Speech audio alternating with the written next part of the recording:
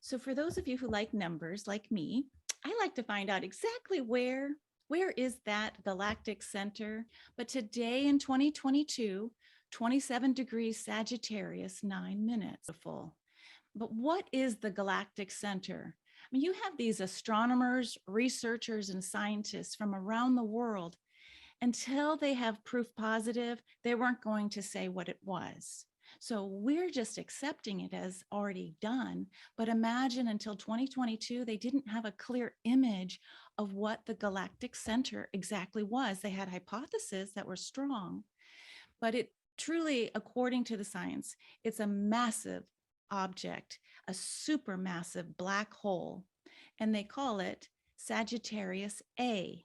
So if you follow the blue arrow, you can see in the center of the Milky Way galaxy, that is the galactic center. And if you like to think in terms of years, think 26,000 light years away from Earth. So as I talk about galactic consciousness, this is a whole other modality of thinking in terms of years, many years, thousands of years, even billions of years. It's a different way to hold space and time. But again, I think that's part of our galactic awareness growing in. So you can see there's a lot of cloud gas around this center. One theory says that the black hole has a mass. This is like mass that is 4.3 million times that of our sun. So that little image I have down of the sun, take that and multiply it by 4.3 million, and you'll get the mass of what they hypothesize is the galactic center. And another number, just the diameter of the galactic center, 14.6 million miles. This was the first image captured by what they call the Event Horizon Telescope. What they did was they brought in 8 radio broadcasting images to create a focal point of like an Earth telescope trying to shoot a picture of the galactic center. The speed of the cosmic dust around the center just did not allow them to actually see what was at the center.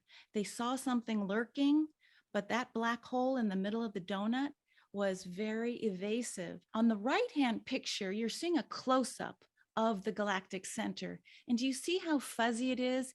It's fuzzy, that blue fuzzy gray, because there's so much dust.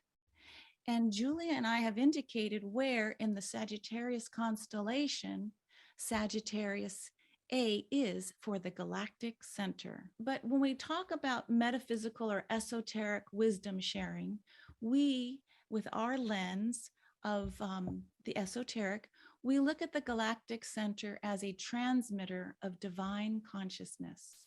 So when we talk with Julia and we learn from her, she's going to share how a natal soul connection can help support humanity and evolve into our expanded consciousness. And so many of you know that the sign of Sagittarius, that's the centaur, aiming high, the theme of evolution and expansion. It sits within the metaphor of the galactic center. I believe from the research and also what is mentioned in the class, that whenever we have solar winter, our sun is also going through its own cycles when it's very active, hyperactive, but when it's not as active, and we call that solar winter, these particles from the galactic center are able to penetrate our atmosphere much more and affect our consciousness.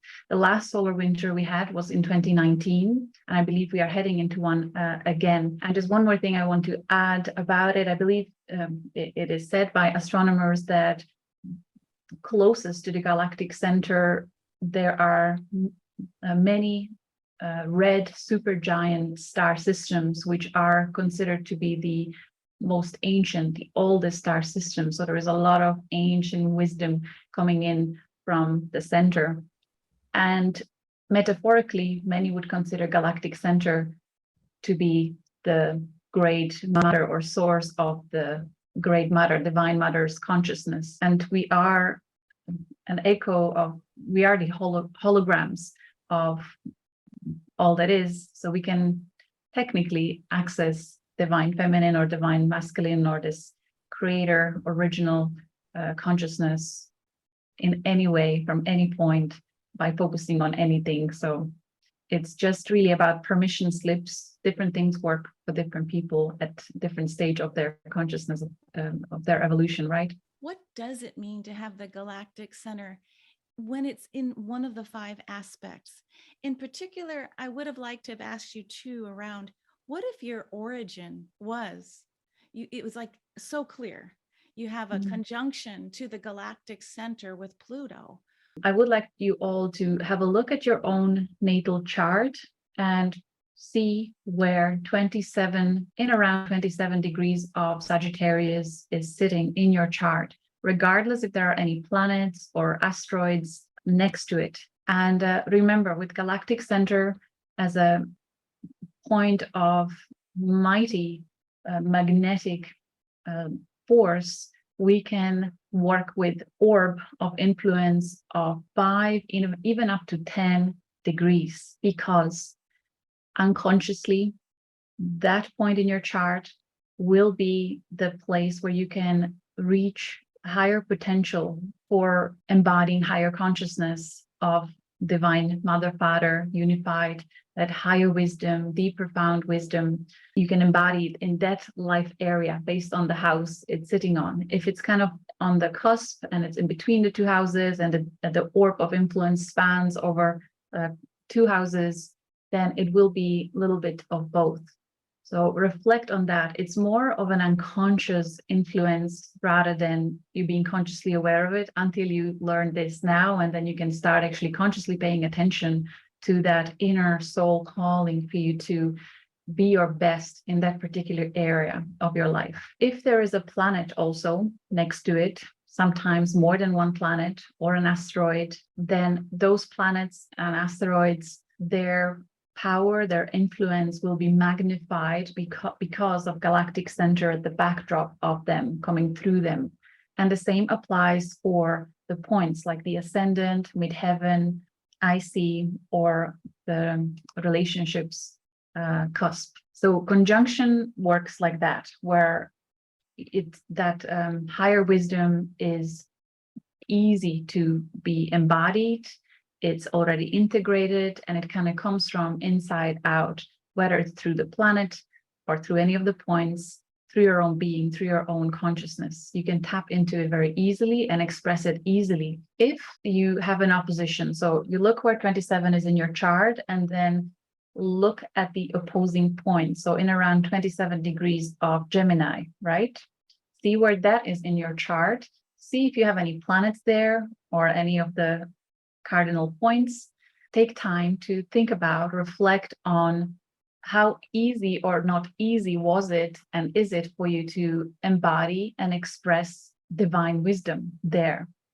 It's likely that because it's opposition, especially in your earlier years, certainly before your first Saturn return, which is in around 27 to 29 years old, it's likely that you were not really able to express higher wisdom there. With the opposition, it probably wasn't easy for you, but now, past 30 years old, it seems to you're finding this beautiful dance between when you do express higher wisdom in that area where Gemini 27 sits in your house. So you know how to dance between, observing how the frequency of consciousness of your immediate environment in that area, when to speak higher truth, higher wisdom, and when it's just not relevant because it would fall on flat ears. Trines, sextiles, squares, even oppositions, they are not as obvious in terms of how they manifest in our lives as the conjunctions would be. But still, nonetheless, they are there once you pay closer attention.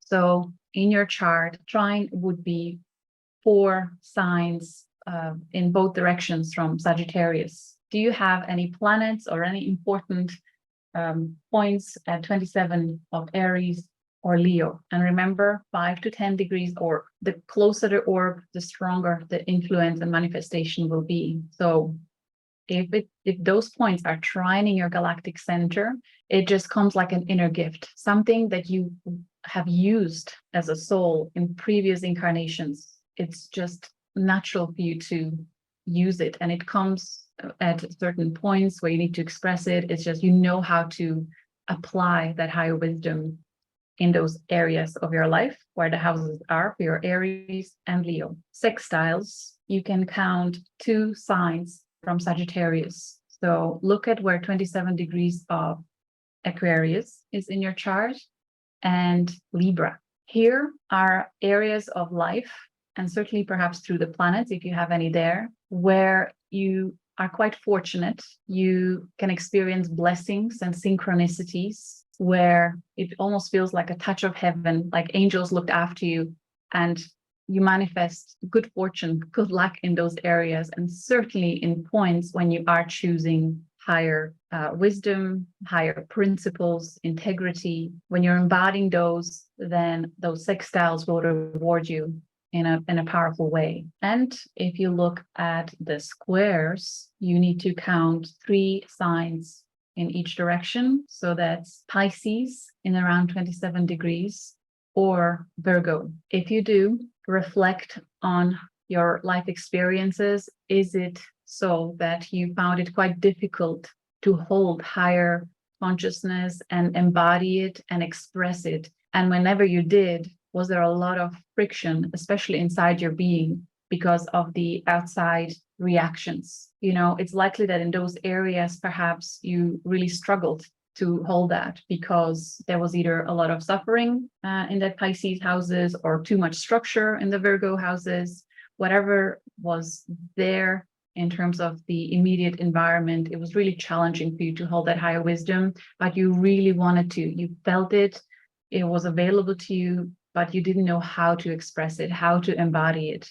Those squares now are calling you to find a compromise between you being aware of the availability of higher potentials and compromise between what level of consciousness is present in those life areas where you have 27 Pisces and 27 Virgo. Pluto or Neptune or Uranus conjuncting or even opposing galactic center, you can feel and sense how ancient their and wise their soul is, and whatever they do in life, it is somehow guiding them to have an impact and influence on the entire collective. So if they go through challenges in life, somehow they're making more powerful imprints on the collective, making it easier for them to make shifts and changes, especially with Pluto. Then through those that have Neptune conjuncting galactic center, they just somehow are able to tap to higher guidance more naturally, even from earlier on, from a young age.